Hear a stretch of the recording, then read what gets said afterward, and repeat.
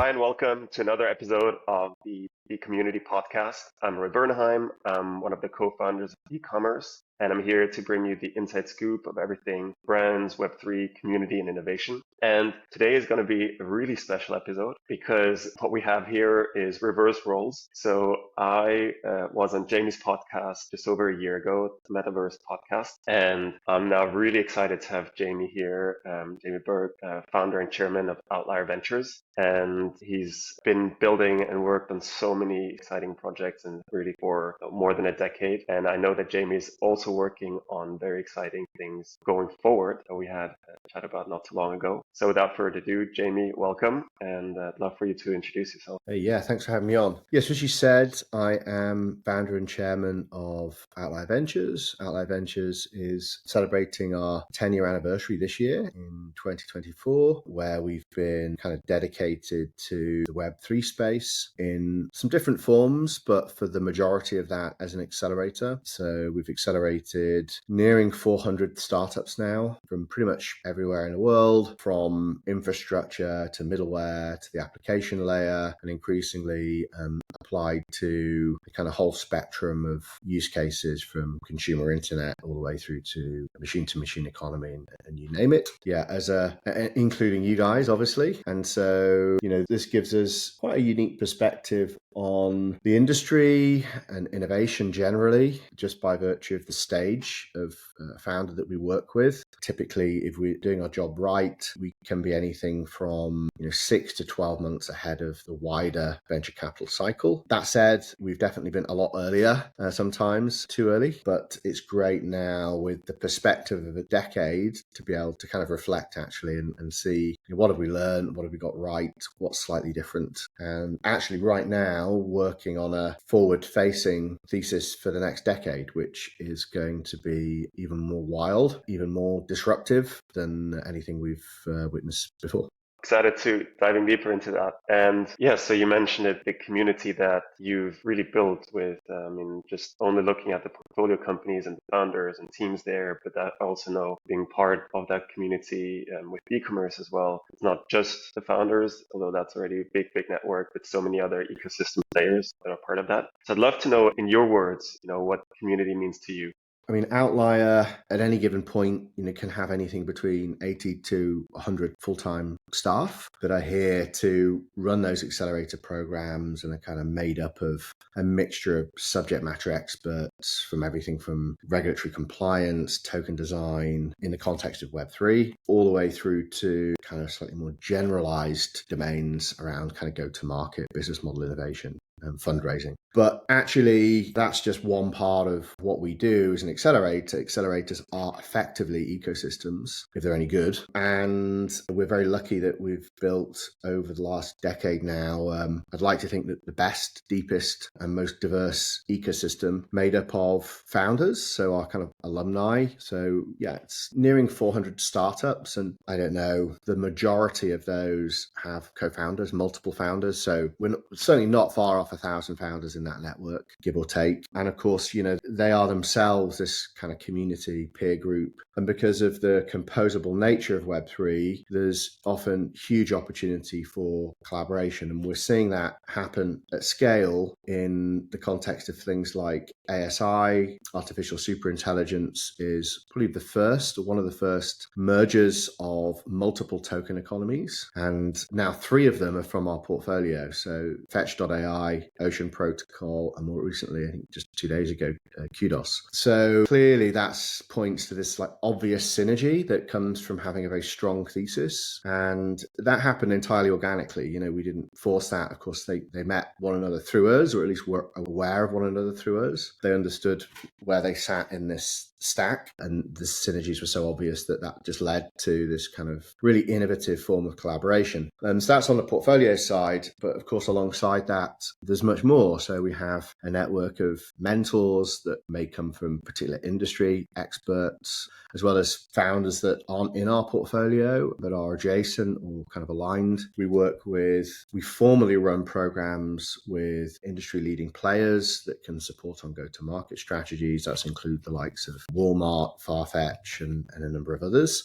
And we work with a number of the leading protocols, sometimes informally, sometimes formally. So we've run dedicated ecosystem programs for a huge number of the kind of leading ecosystems out there, ranging from Filecoin to Polkadot, Wormhole more recently. And then on top of that, of course, a critical part of all of this stuff is helping founders raise money. And we've managed to help founders raise, hundreds of millions of dollars in very early stage funding over the last decade. And that's from kind of cultivating this ecosystem of investors and helping them engage with, what are typically very early stage startups. There's a huge amount of potential and promise, but of course, a huge amount of complexity that they've got to navigate, and actually making sure that those teams are matched with the right partners for them on their cap table, because taking money from somebody is a lot more complicated than people often think. You're effectively getting married for the lifetime of that company, which could be decades. And so you really want to make sure you get that right. It's not just about, receiving some funds once they're on the cap table or a shareholder. You really need to know that they can kind of support you out that full life cycle. So our ecosystem is comprised of all of these things, all of these people, all these organizations. And the art of it is curating that process, making sure the right people are connected at the right time in order that it's efficient and it scales. Because, if you introduce the wrong person at the wrong time, it will waste everybody's time. And the most important currency for everybody, but especially founders, is time. Time is money, and often money's running out. And so if you waste time, you waste money, and you might be in that class of founder, which is 90% of startups fail. With our accelerator, that ratio is much, much lower, but still it's a highly risky business. And so, our job is to kind of curate that, connect people at the right time. So community is everything really to us at Outlier. And I can really attest to that being lived as well. And I was going to ask you why you believed so much in community, because it also takes time and effort to build. But you already shared the example with ASI, with how much you've been able to raise with and for portfolio companies. Was there something at the outset that kind of really gave that conviction to start building ecosystem? Because it is a big feat. Yeah, well, so, in the beginning, we had to be collaborative. I think the space, if you're truly native to the Web3 space, you are naturally collaborative. Just the very nature of Web3 is kind of composable, it's modular. We're collectively building, investing in this entirely new economy bottom up. And, those that are more collaborative over the long term win out. There's plenty of opportunity for people to be uncollaborative and still succeed, but you find more often than not over a longer time period they fail. And so being a good actor it's not just a moral decision, it's kind of a necessity, and we really pride ourselves on the type of people that we work with, and there's no one deal. We've always had a very long-term perspective. Crypto brings these cycles. There's lots of opportunity to cash grab, but if you do that, it's more likely than not that you won't make it into the next cycle. You won't be relevant. People won't want to work with you.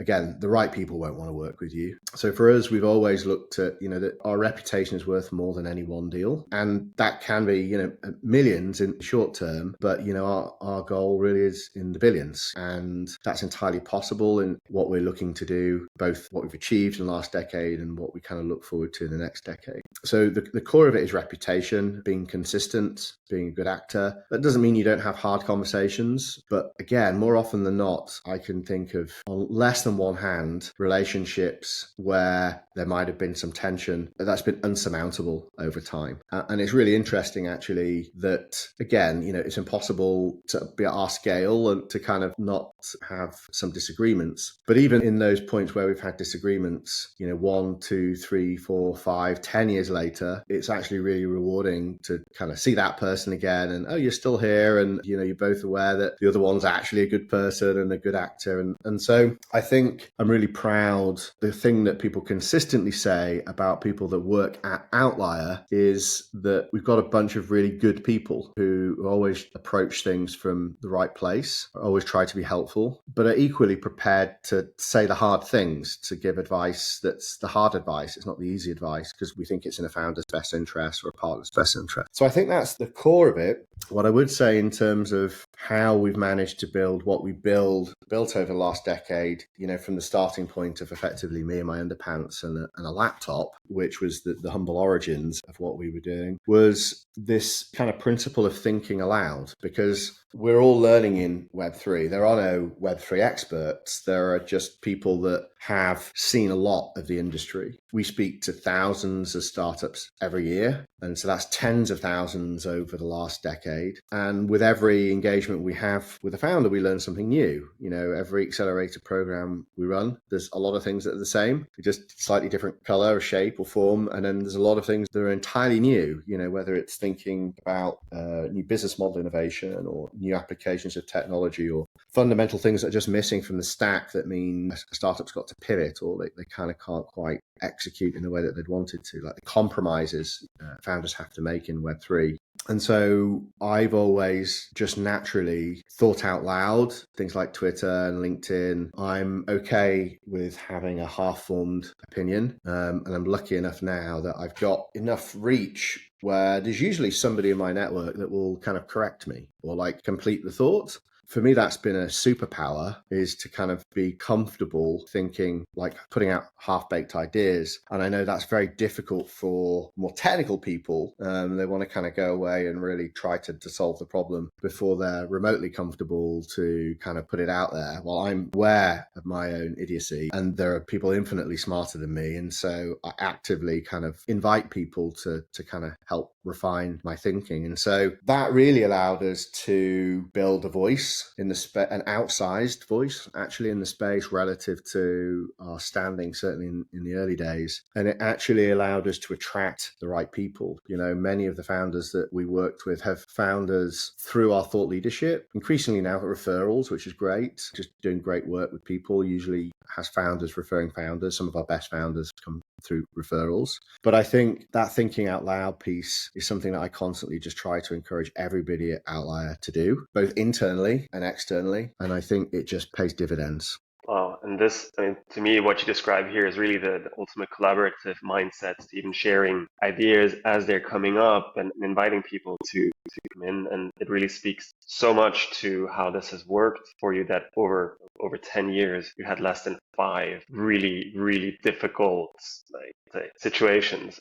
That just speaks so much. And at the same time, it also shows just how much value that brings, because all this negative time and negative energies that I think companies, people have all around for maybe, having a non-collaborative mindset, having an extreme competitive mindset. So I really just from that statement, I see how much value this has brought to how I build Outlier. And there, I'd love to know from the, over 10,000, probably it's way more than that, founders that you've spoken to and also seen developments over the past 10 years of how they've grown companies. What are the attributes that you see and you can really care for in founders and what you see work? Yeah, well, look, being a founder is really hard. And in many ways, it can be a bit of a burden. And so we kind of always champion founders, like as a society, right? The entrepreneur is the kind of modern day hero in a way, in like a capitalist society. And rightfully so, in kind of Herculean feats that can be achieved. There is a dark side to that, of course, as well.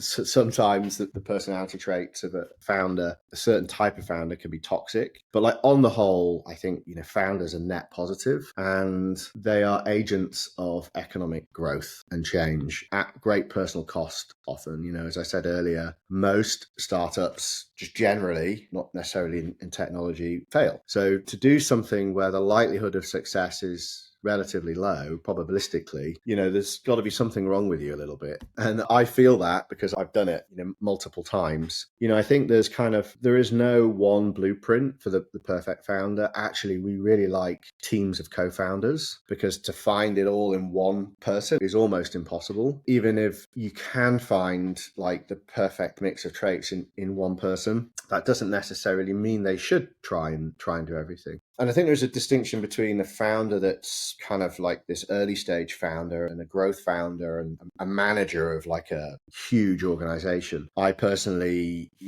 struggle to enjoy it after 50 people. I most enjoyed it when it was kind of less than 10 people. But there's only so many times you can do that in your life because you lose your hair and you put on weight and it takes a lot out of your life expectancy. But if we're kind of talking specifically of that, like a really early stage founder, then that really requires like a tenacity. Sometimes it even helps if you've got a bit of a chip on your shoulder, you've got like something to prove. But at the same time, I think, and this is one of the big learnings for me as somebody running an accelerator, but that never went through an accelerator myself, is the thing about people that go through accelerators is there is a degree of humility because they accepting that there's things that they don't know, or at least there's things that they don't know now, and they acknowledge that they could save some time by, using the support of people that do. Having been a founder that didn't go through an accelerator and didn't have that humility early enough in my career, I had to learn everything the hard way. It's a very painful, very slow, very ineffective way to do it. Now, I'm not saying everyone should join an accelerator, but for sure, humility is going to save you a lot of time. Like seeking out people that complement you, that have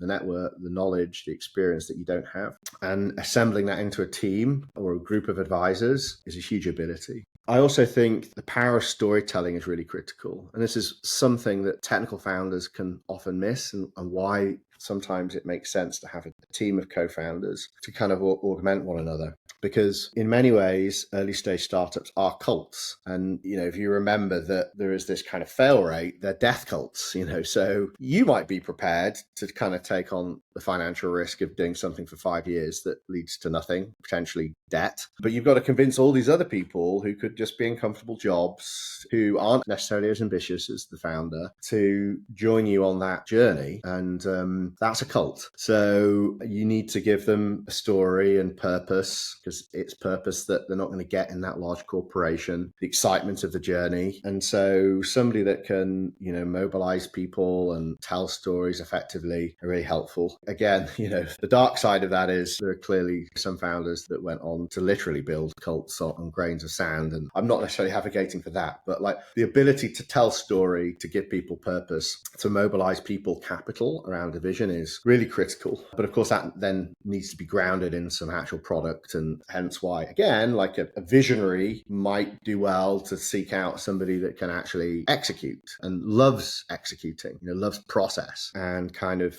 brings accountability. So getting that like early stage team, that mix of competencies is the killer.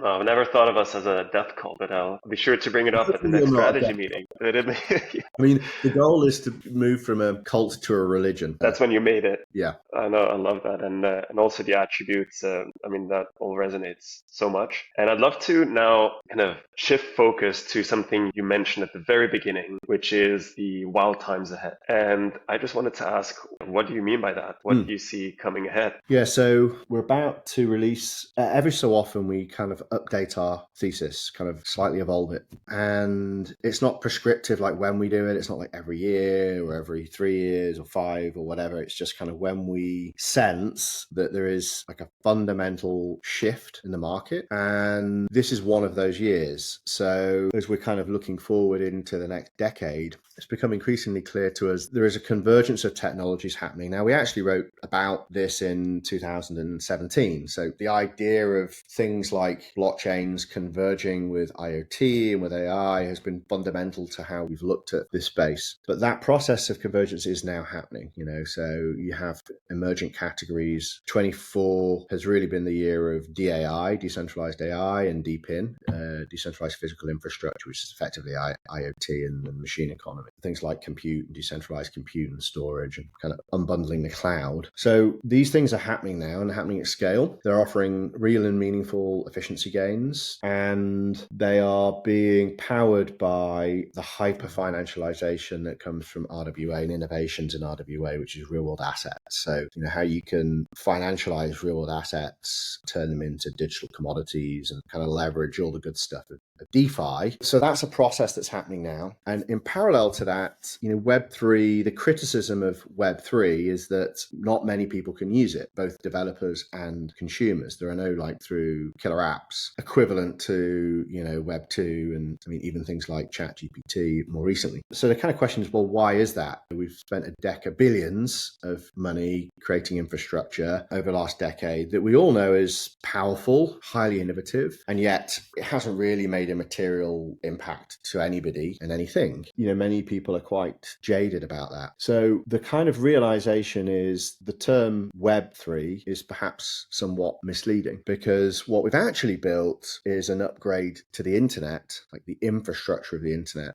but not really the web. The web is the interface for people to do stuff over the internet. And we've not upgraded that, right? That is pretty much the Web 2 interface. And we've been trying to link that to all this kind of infrastructure, and it just doesn't quite work. The consequence of that is that if you want to benefit from any of this new internet functionality, you need to do a lot of new stuff manually, which people just don't have the time or expertise to do. People are lazy, and even if they're not lazy, often it's just too technically burdensome, or the kind of cost of sovereignty, the cognitive cost of sovereignty and the risk associated to doing it securely is just too much for most people, understandably. But the interesting thing is, so in parallel to all this decade of infrastructure that we built for the internet, there is this innovation that's happening in the world of AI generally. Large language models allow for kind of natural language interfaces, agentic networks, various things can be not just automated, but become autonomous processes. And so actually this has arrived at just about the right time. A decade on in the world of crypto and Web3, we've kind of got all these technological primitives with all this functional promise that's unusable. And now we have a web interface, an AI-powered web interface, which means that I can interact with it with blockchains through natural language. All the things that I would have to manually do can now be done invisibly by agents, signing for things, cross-chain swaps. All of that can, at least in theory and increasingly in practice, be outsourced to agents. And so all of a sudden, without doing anything much that's new, I can unlock a decade of infrastructure that's been built, and that upgrade to the internet's happened. And so what then becomes interesting about that paradigm, and that truly is a kind of a new web paradigm, is that the web as we know it disappears. So, search engines, price comparison websites, interruptive advertising, an app for everything, a website for everything. You don't need any of those. Agents don't need any of those things. They're actually highly ineffective ways of solving problems. If you can just operate at the speed of light and you're highly logical and you can be optimizing for the best outcome in a way that human beings can't and don't. We optimize for the easiest outcome often, which gives suboptimal results. So all of a sudden, that interface for people, the things that we're doing as people over the internet, dramatically changes. And that's highly disruptive to the web as we know it and its various business models. And we end up with a world that we're calling the post-web. So it's not Web 3 or Web 4 or Web 5, actually it's post-web, where agents, this kind of old adage that software's eating the world. Well, agents are eating software that's eating the world. And so you end up with a very thin web. You kind of upgrade the internet infrastructure, but the web is turned into a very thin interface that will be highly contextual, highly personalized, and will kind of operate on this spectrum of minimalist and maximalist user experiences. So generally, if it's boring, I will want to minimize the extent to which I need to do anything. I don't want to open an app. I don't want to have to go to a search engine. I don't want to have to click anything. I just want my earpiece to say, hey, Jamie, you're running a bit late. You should probably order that Uber now. Do you want it? Yes, no. Yes. And it knows my preferences and it just does it. I don't need to go to Uber's app.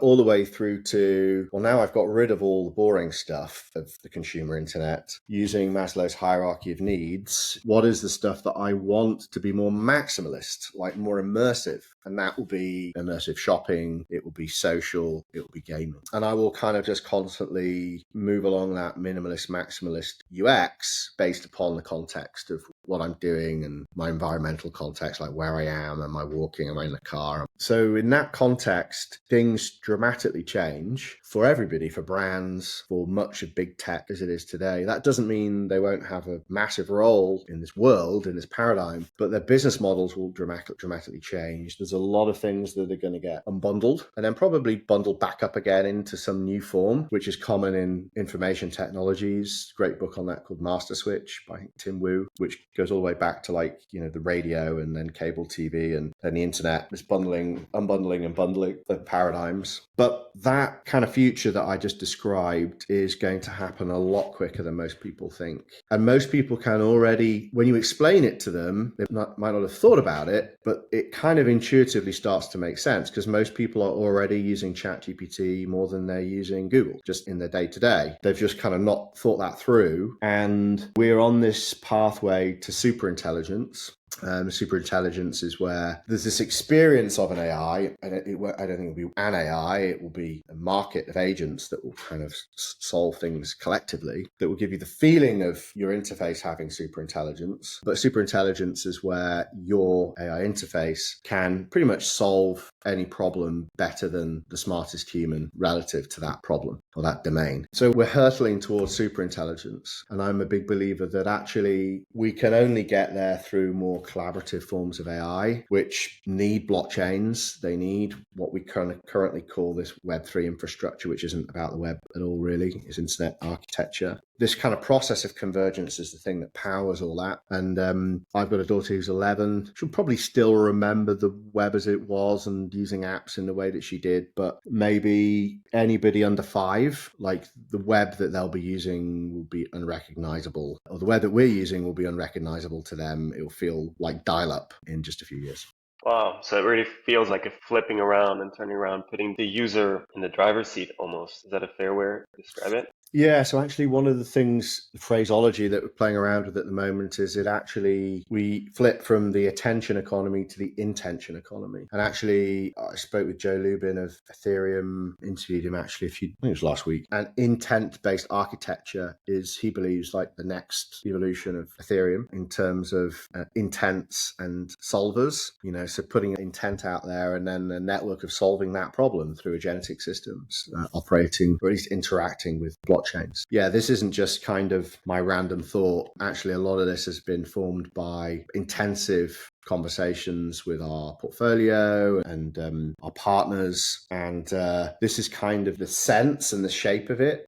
Once you kind of go down the rabbit hole, it just creates more questions. It doesn't necessarily give you any answers. But yeah, that flip, if kind of people have one takeaway from this interview, I kind of think about it as moving away from this like very interruptive, tension-based economy, an intention-based one, where the internet responds to your intent, your intention. And that could be prompted. You're kind of prompting something to do something, or increasingly it could just be predictive. It can predict your intent, and just the internet or the web actually kind of assembles in front of you to solve that problem. Fascinating and wild, like you put it at the very beginning. Just really excited to see, but also contribute, of course, with building towards that. I think it's going to be a really exciting time. And I think there to mention also on the blockchain side, where this is really helping also this decentralized and also more, again, user-centric view, right? So it's not just a central database owned by just one company that can basically choose the intent for us, but that we have some free will in there. Yeah, I mean, it's definitely not going to be a nirvana, because in many ways you could say it is kind of an arms race, because in an agentic world, the complexity that's behind the internet, because it's increasingly run by AI and forms of AI and intelligence that far exceeds human cognitive capability, we really need to upgrade the kind of the sovereign capability of people, right? To just even navigate that and to interact with platform AI AIs to interact with malicious AIs that are trying to hijack that process, again, at the speed of light. There's never been a stronger argument for why we need to make sure that benefits of AI and the superpowers that come with it are distributed as broadly as possible to as many people as possible. And there is some form of kind of collective ownership and protection that we need as we're going to navigate this world of AI.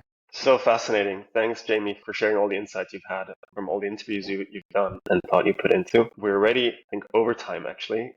So would I've loved to continue. Thanks again so much. And where could people find you to hear more about where things are going? Yeah, I mean, so me personally, probably find me on LinkedIn just as Jamie Burke. On Twitter, it's Jamie247, the numbers. You'll usually kind of find me ranting there or putting out half-baked ideas. So feel free to kind of pull them apart. And Outlier is outlierventures.io. Again, thanks so much, Jamie, and speak very soon. Been a pleasure. Thanks from you.